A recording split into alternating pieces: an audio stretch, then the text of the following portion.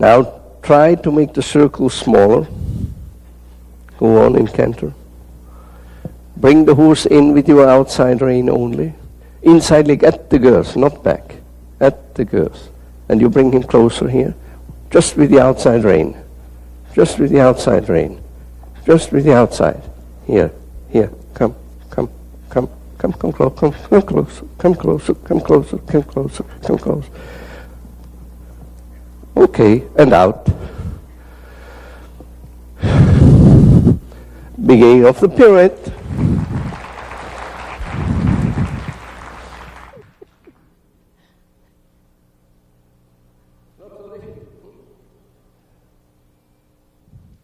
But here too you can see afterwards that the canter stride itself is much nicer, much more through, much softer.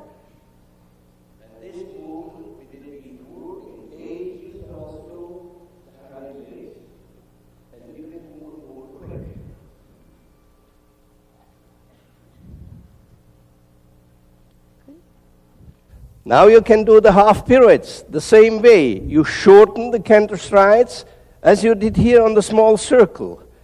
And then you let him jump around, just on the outside rein only. Only outside rein. Shorten, shorten, shorten, shorten, shorten.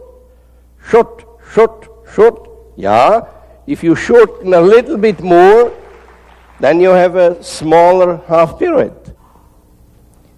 3 flying changes every 4 stride on the diagonal. Now you have to watch that you keep him nicely collected and clearly always outside rein fixed, inside supple slight bend. And then you change. You put your new outside hand down and the new inside hand supples the horse a tiny little bit on the other side.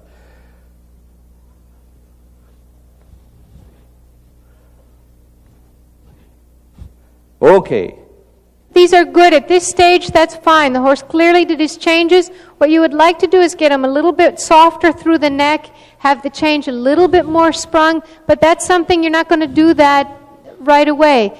I would be happy with his obedience to the aids, with the fact that he changed correctly, and then start working on the fine points with it. Okay, so we can't look at this horse at this time point and say, okay, well, he got a little bit stiff in the neck. Yes, he did. And then you would go on.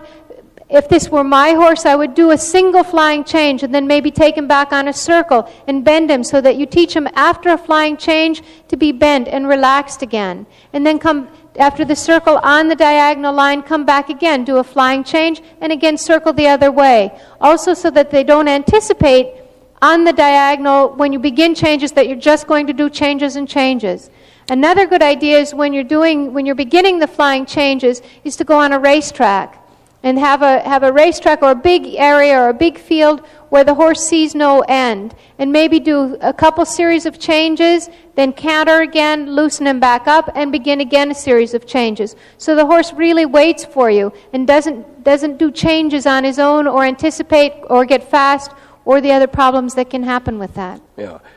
Always be thinking 2 steps ahead of them so that whatever they're anticipating, you anticipate before them and you do something to keep their mind on you.